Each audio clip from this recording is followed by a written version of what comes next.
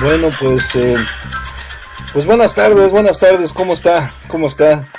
Les saluda Eduardo Corona aquí en un ultimátum más, hoy noviembre 11, acá en los Estados Unidos pues, es el día del veterano y vamos a tener un programa muy interesante porque tenemos un invitado, un invitadazo de lujo, entonces espero que le puedan caer por aquí. Ahorita vamos a poner la rolita para que la escuchen, pero bueno, pues vamos a darle la bienvenida a nuestro invitadazo que tenemos hoy. Buenas tardes, ¿cómo estás por ahí, Álvaro? Bueno. ¿Qué tal, Eduardo? Muy bien. Sí, ¿me escuchas? Estoy muy bien. Sí. Muchas gracias. Muchas gracias por invitarme. Un honor participar en tu programa. No, pues al contrario, muchas gracias a Álvaro Regil, cántabro, que tiene una propuesta pues muy interesante, una propuesta que necesitamos implementar, que necesitamos, la verdad, como mexicanos, necesitamos darle para adelante. Pero ahorita estaremos platicando de eso. Vamos a poner la rolita para que me den chance de compartir el link y regresamos en un momentito. ¿Qué te parece, Álvaro? Vamos a poner una rolita y ahorita regresamos. Sí, de acuerdo, Eduardo.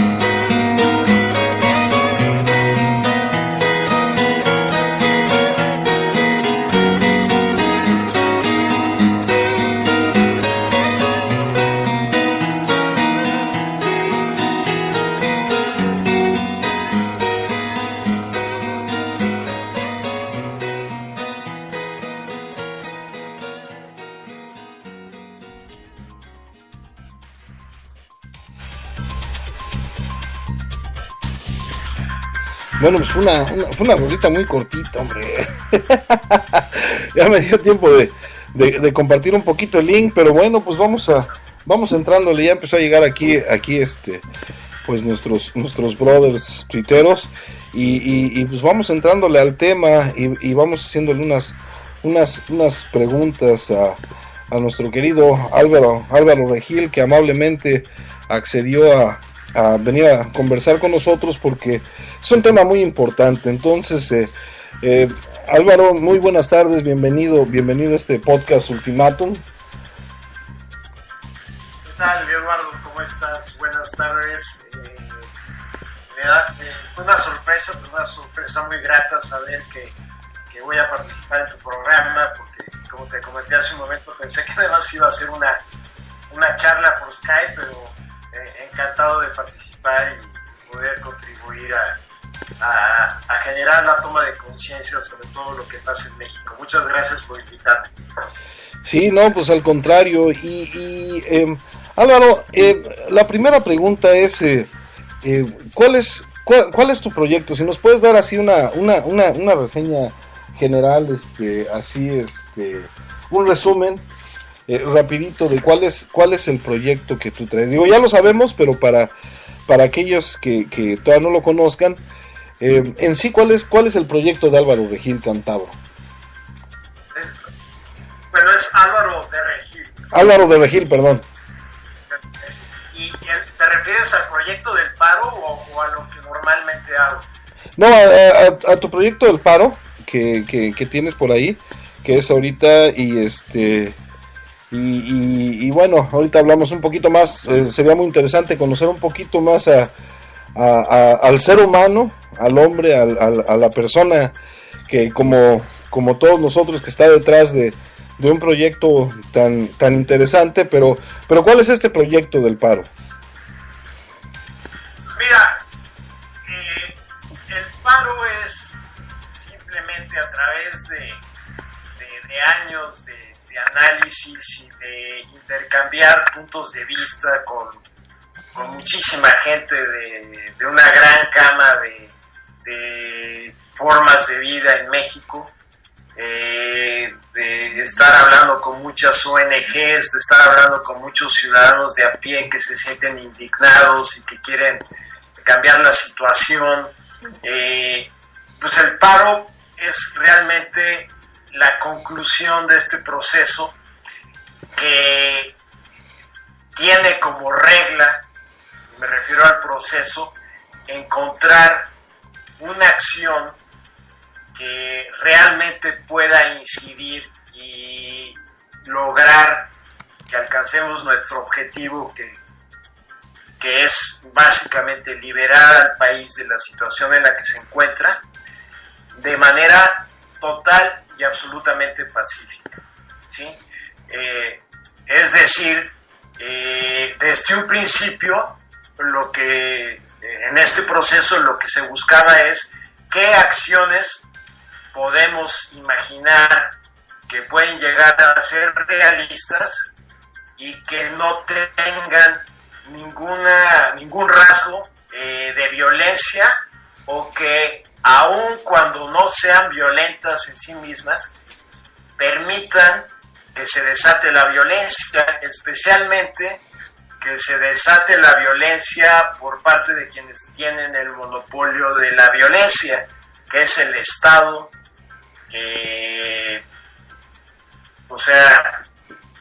ya en mi análisis yo desde hace mucho tiempo lo considero el Estado mafioso, el gobierno de México, entre comillas, pero que lo considero un Estado mafioso, un gobierno mafioso que tiene al país secuestrado y nos ha impuesto a instituciones, o simplemente ha corrompido todas las instituciones, y ya no tenemos instituciones como debe de ser, sino tenemos instituciones de un Estado mafioso. Exacto. Entonces el paro nacional lo que busca es cómo podemos tener la fuerza suficiente, ya yendo al grano, para remover del poder a este Estado mafioso que yo desde hace tiempo le llamo la escoria ladrona, como sabes, y que realmente tenga esa fuerza para forzarnos a renunciar.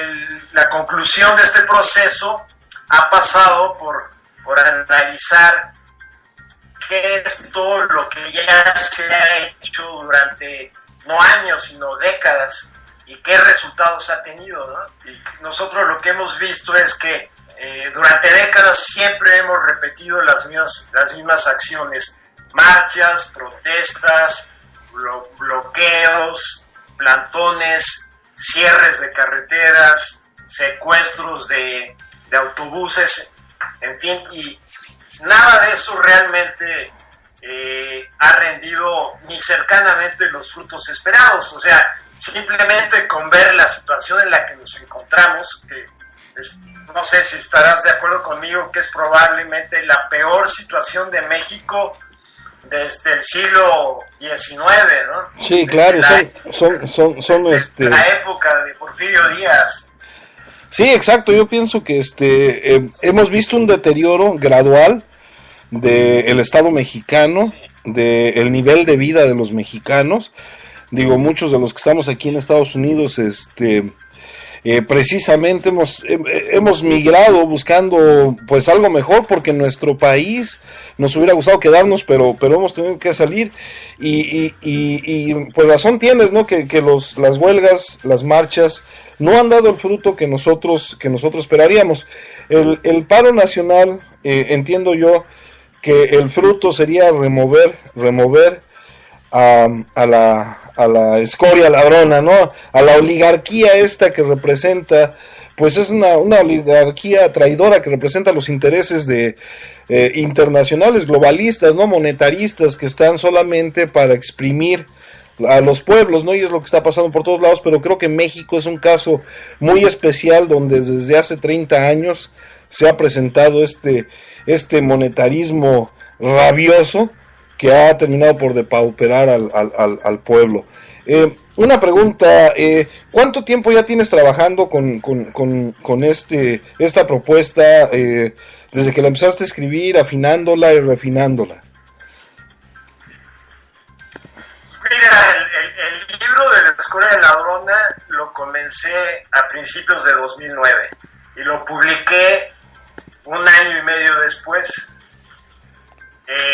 Sin embargo, el análisis de la problemática de México, pues tengo como 15 años en ello.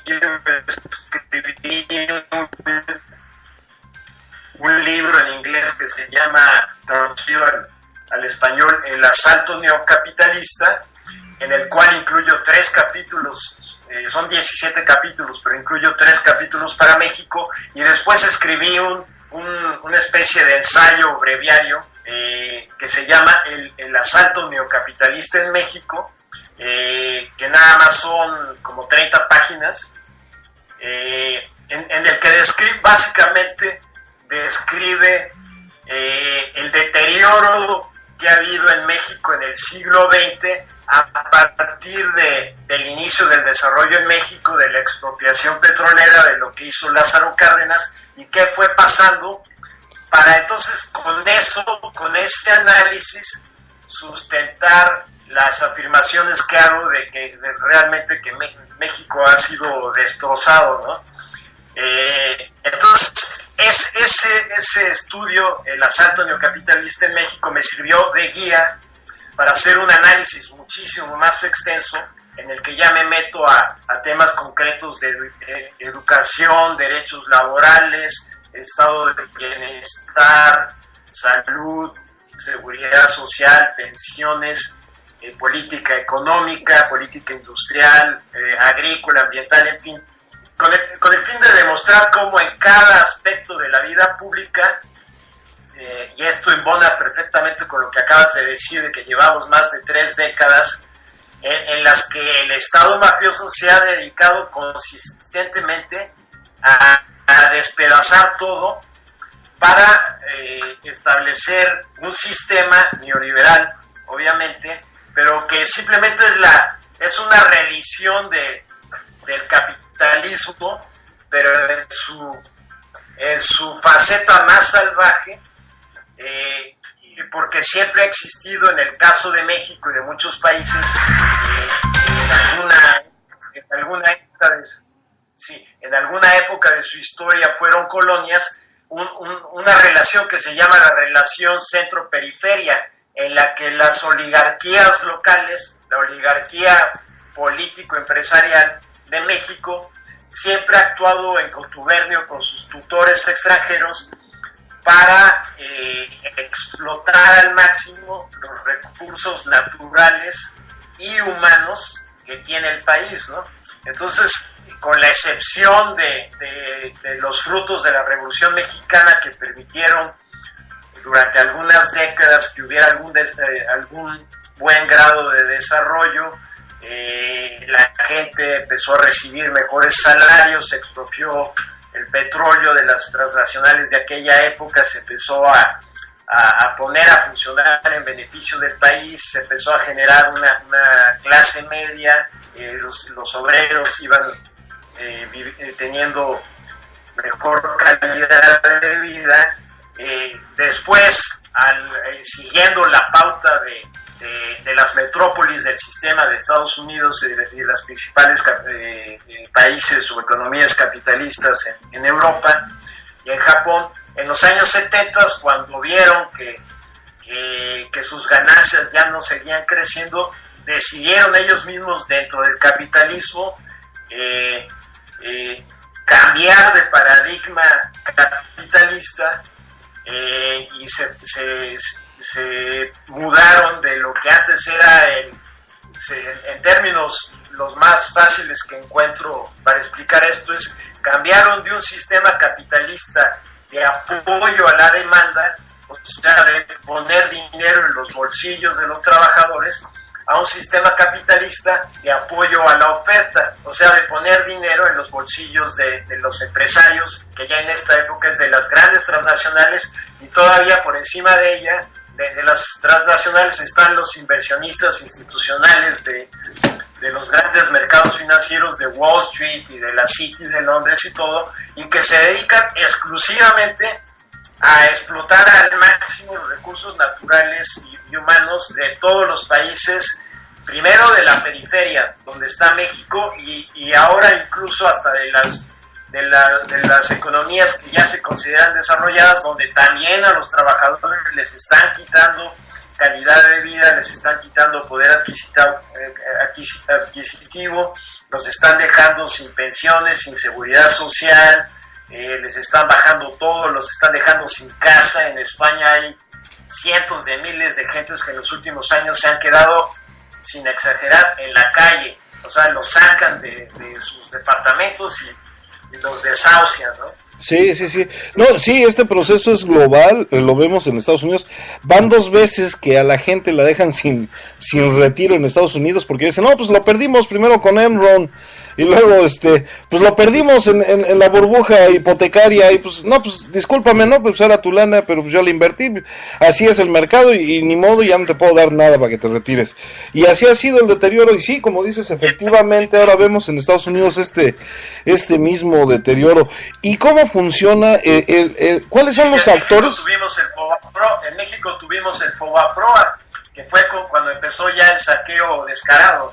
No, y esta semana ya también hemos visto cómo los afores, que son es lo poquito que le queda al trabajador para su retiro, pues ya lo vino el cara de molcajete a invertirlo a Estados Unidos, para que al rato que quiebren los bancos en lo que está invertido, que supuestamente creo yo, esto no lo tengo confirmado, pero creo yo que va a ser en la burbuja energética, que es la que está creando el fracking, al rato que truene, que tronará por ahí del 2018, pues le van a decir a la gente, ¿sabes qué? Pues invertimos tus afores en el mercado energético, y tronó, ni modo, lo sentimos, te quedaste sin lana, y pues muy a gusto la oligarquía esta mundial financerista, pues se va a quedar con la lana, así como sucedió con la burbuja hipotecaria de los Estados Unidos, y como sucedió con Enron, y como bien dices, sucedió con el Fobaproa, el rescate también de las autopistas, y todo esto que han estado haciendo para drenar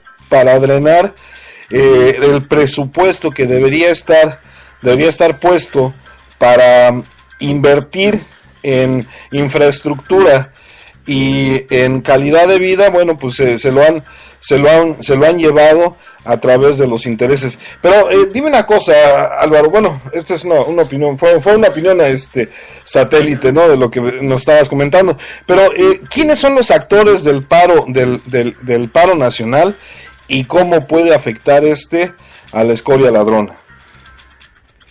Que tú le dices, claro, ya me robé tu frase. Sí, mira, los actores del paro nacional somos nosotros, los ciudadanos de a pie, los millones que estamos en contra de esta situación. ¿Y cómo puede afectar? Pues precisamente el proceso del que te estaba hablando es que lo que buscó es una manera totalmente pacífica de lograr golpear a la escoria ladrona. ¿Y cómo lo haces? Pues haciendo lo único que le importa a la escoria ladrona, que es el dinero. ¿Y cómo haces eso? Siguiendo la misma lógica del mercado. ¿Qué es la lógica del mercado? Pues afectar las ganancias. ¿Y cómo afectan las ganancias? Pues sucede que aun cuando llevamos décadas que nos han estado pauperizando, de todos modos tenemos poder adquisitivo, ¿sí? O sea, a pesar de eso, o sea, México tiene una economía y tiene mercado y venden y hay consumidores, aunque cada vez el poder adquisitivo del ciudadano mexicano cada vez es menor, pues de todos modos hay mercados y hay supermercados y consumen alimentos y consumen un montón de cosas, ¿no? Entonces los actores... A lo que voy es, ajá. Bueno, ¿y cómo podemos golpear la economía? Pues boicoteándola. ¿Y cómo la boicoteas? Pues absteniendo de participar en ella. ¿Y cómo te abstienes de participar en ella? Pues te pones en lo que se llama paro, que es un concepto que en México es bastante nuevo porque nunca se había hecho, pero no es un concepto nuevo en el mundo. En otras partes del mundo le llaman huelga general. Y lo que hacen es que simplemente cuando se pone en huelga general no es un sindicato o el otro, sino la gente simplemente deja de ir a trabajar y los estudiantes tampoco van a la escuela y se ponen en huelga general. Generalmente esto se ha hecho muchas veces en Europa y también se ha hecho bastantes veces en Sudamérica. En estos casos la clave para que una huelga general tenga éxito es que se sumen a la huelga el sector transporte, porque si se ponen en paro los conductores de los autobuses urbanos y los tranvías y cualquier medio de transporte dentro de la ciudad, la gente no puede ir a trabajar. Aún los que no están de acuerdo en ponerse en paro, pues ya tienen un grave problema, ¿no? Entonces, este concepto transportado a la idiosincrasia mexicana, a la cultura mexicana, lo que podemos esperar es que sabemos que fácilmente más de la mitad de la población está muy inconforme, indignada con la situación cada vez más deplorable de México. Pero también estamos muy conscientes de que la situación económica de las familias mexicanas es muy precaria y que yo por ejemplo, mi especialidad desde hace muchísimo tiempo es el análisis de la situación salarial en México y en el mundo. Entonces estoy muy consciente de que hay millones de mexicanos que todas las mañanas se levantan y no están ni siquiera seguros de si van a poder llevar alimentos a su familia ese día. Y así es la realidad todos los días, ¿sí? Entonces sabemos que mucha gente que se quisiera sumar al paro no lo va a poder hacer porque realmente están en una situación muy precaria en que cada día tienen que hacer algo para poder llevar alimentos a su familia. Pero también estamos conscientes que hay una buena porción de mexicanos que están en una situación menos precaria o inclusive más o menos cómoda, sin llegar a ser holgada ni nada, pero más o menos cómoda, y que son parte de esos millones de mexicanos que están indignados. Y entonces, tomando en cuenta toda esa diversidad de situaciones, nosotros pensamos que podemos llegar a lograr un apoyo que puede estar entre uno de cada 4 a 1 de cada 5 mexicanos que son parte de la población económicamente activa, o sea, que trabajan y que ganan dinero, ganan un salario todos los días, ya sea que están en la economía formal o en la economía informal. O sea, tomando en cuenta todo esto, tomando en cuenta que desde luego va a haber gente que no va a estar de acuerdo con el paro nacional, tomando en cuenta que va a haber mucha gente que está de acuerdo con el paro nacional, pero que realmente no se pueden dar el lujo de dejar de trabajar ni un día. Entonces, nosotros pensamos que como máximo podremos lograr que el 25%, del 20 al 25% de la población económicamente activa sí puede sumarse al paro, más una gran parte de los estudiantes universitarios, porque ellos van a estudiar, no van a trabajar, pero de todos modos, desde el punto de vista psicosocial, el apoyo de los estudiantes es muy importante. Entonces, ¿por qué? Ajá. Sí. Adelante. ¿Por qué? Porque uno de los aspectos más importantes es el impacto en la opinión pública. Entonces, además de los trabajadores que se sumen al paro, si logramos que gran parte de los estudiantes universitarios no acuden a las escuelas, incluso ni los de preparatoria ni los de secundaria, o sea, nadie va a la escuela, nadie va a trabajar. Entonces vamos a tener un gran impacto visual en las calles de las ciudades, que se van a ver semidesiertas, o sea, me refiero, entonces, se van a ver como en Semana Santa.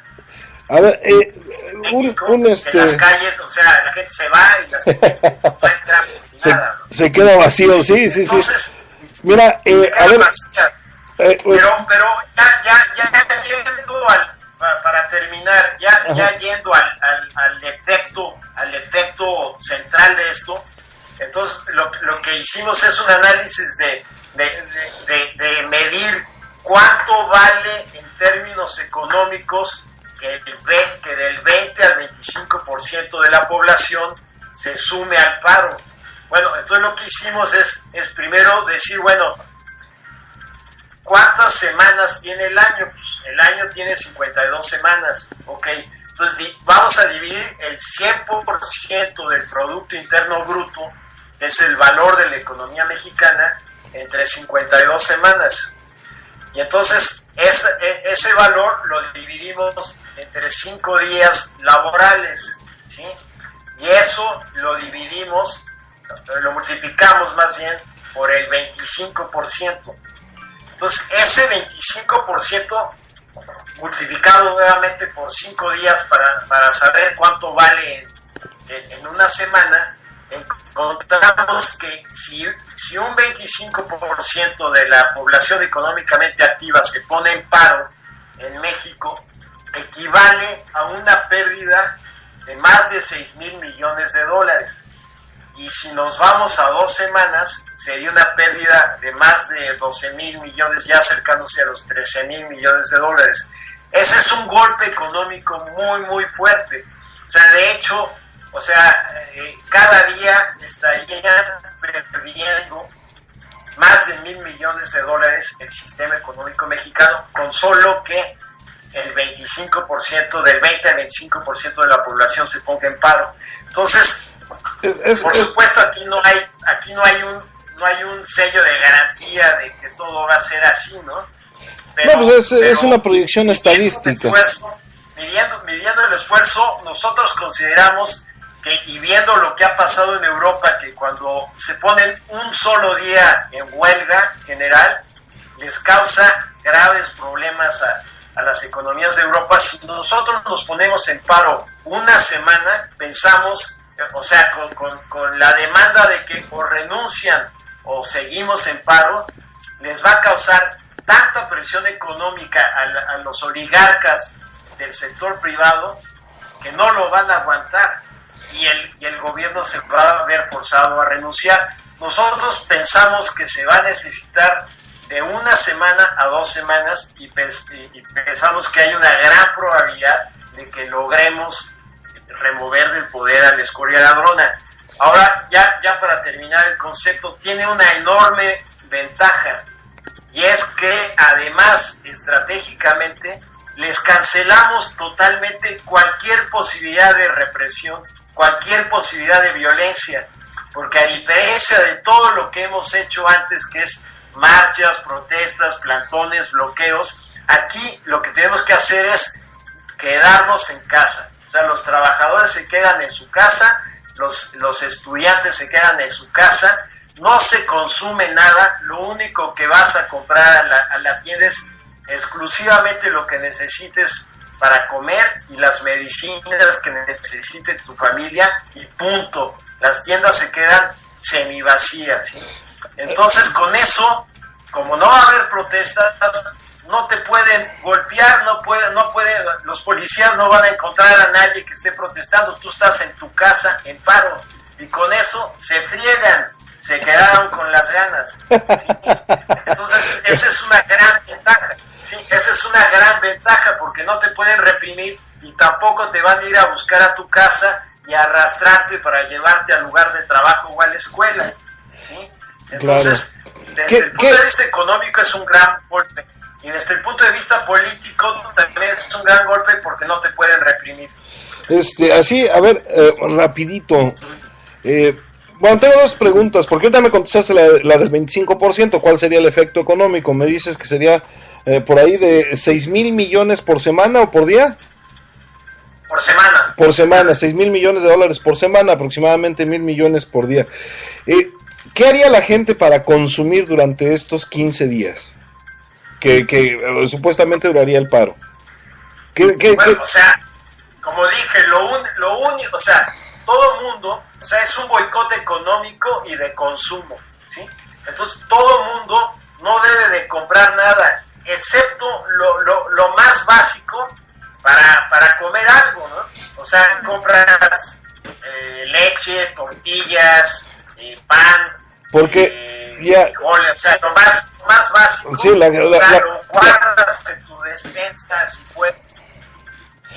Porque eso es todo, y las medicinas que necesita tu familia. Nos habías comentado que tú consideras dentro del 25% en paro a la economía informal. ¿No sería mejor que la economía... ¿No sería mejor que la economía informal o el tianguis o compra directa al productor pudiera apoyar estas 2 semanas que realmente pues tiene que haber algún tipo de consumo porque la gente necesita comer y también crear células de autoconsumo? Sí, todo lo que pueda coadyuvar a fortalecer esta acción pues es mejor.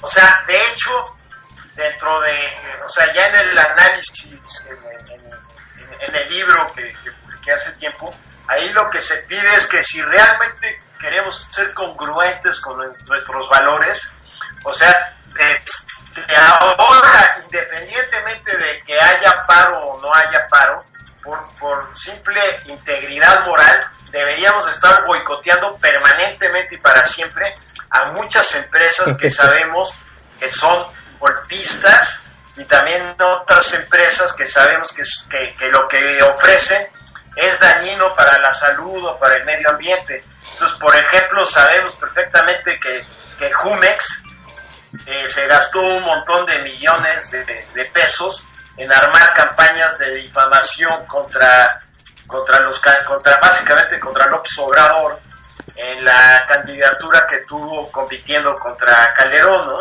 Sabemos que Bimbo también hizo campañas de aterrorizar a la población, de que si entraba la población a México le iba a ir muy mal y se gastaron millones de dólares en campañas y organizaron una marcha en la que todos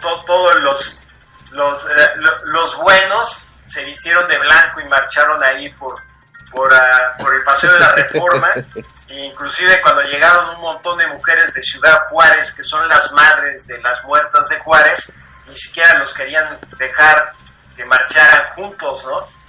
Oye, entonces, y está por ejemplo Soriana, ¿no? El caso de Soriana. No, y últimamente Nestlé, ¿no? Que está muy de la mano con esta Rosario Robles para este asunto de la guerra contra el hambre.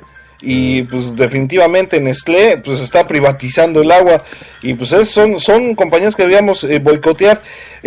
Álvaro, ¿cómo alcanzamos el 25% de la población? ¿Cuántos millones de gentes y cuál es tu idea para alcanzarlos y poderlos motivar para que participen? Y ahorita vamos a hablar con Adrián Corbella porque tiene algunos comentarios muy interesantes y pasamos a saludar a la gente porque pues Muy interesante la plática. Entonces la pregunta es, repitiendo un poquito, ¿cómo alcanzamos al 25% de la población? Que hablando en términos generales, sería como 30 millones de mexicanos. O la población económicamente activa, bueno, pues ahí se reduce un poco la cifra, pero ¿cómo los alcanzamos? Sí, bueno, o sea, yo me refiero a la población económicamente activa, o sea, no estoy incluyendo ni niños, ni estudiantes, ni las personas ya de la tercera edad que ya prácticamente no trabajan, ¿no?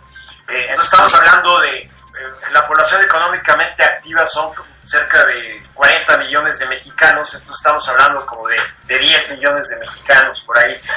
Ahora, ¿cómo se llega a eso? Pues nosotros no obviamente somos ciudadanos de a pie, no tenemos los recursos económicos, y aunque tuviéramos los recursos económicos no nos abrirían los medios masivos de manipulación para tener anuncios de televisión para que la gente se sume, ¿no? Entonces solo lo podemos hacer como ciudadanos de a pie. ¿Y cómo hacemos eso?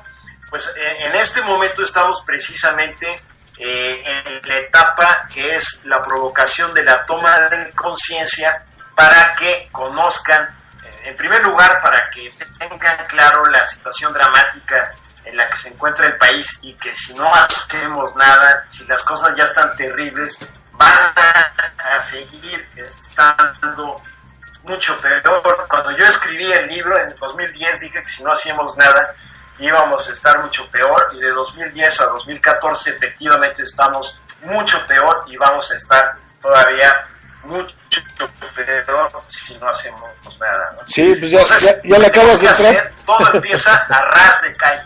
Todo sí, empieza claro. a ras de calle. ¿Qué quiero decir con ras de calle? Que lo que tenemos que empezar a hacer es formar lo que se llama, y esto tampoco es algo que a mí se me haya ocurrido, sino es una cosa que ha existido por mucho tiempo, concepto, y se llaman las células ciudadanas, formar células ciudadanas. ¿Qué son las células ciudadanas? Pues simplemente es un grupo de ciudadanos mexicanos de a pie que están de acuerdo en un ideal, y entre ellos hacen un pacto de honor de comprometerse a un objetivo, ¿sí? Estas células ciudadanas pueden ser tan pequeñas como una célula ciudadana de 2 personas, o tan grandes como una célula ciudadana de cientos de personas, ¿no? Que también se puede dar, inclusive hasta de miles, ¿no? ¿Y cómo se hace una célula ciudadana? ¿Cómo la formas? Bueno, no sé si tú, no sé qué edad tengas, pero seguramente eres bastante más joven que yo. Pero no te creas. En mi época de joven, había, por ejemplo, se conocían, hasta salían en la televisión unos anuncios de Avon Llama, de la marca Avon de cosméticos para mujeres. ¿Sí? Sería hacer cambaseo. Sería hacer cambaseo, ¿no? Y la señora y tocaba en la... Sí, hombre. Y cambaseo. El cambaseo. O sea, ¿tienes material? En puerta y decían Avon Llama. Bueno, pues aquí es no, el ciudadano llama, mano. ¿Y qué materiales podría traer el ciudadano para este cambaseo? Sí, bueno, nada más quiero especificar esto, quiero aterrizarlo más. O sea, esto no se trata de que tú vayas de puerta en puerta a formar una célula ciudadana con desconocidos, sino que dentro de tu círculo, todo mundo tenemos un círculo de confianza, ¿sí?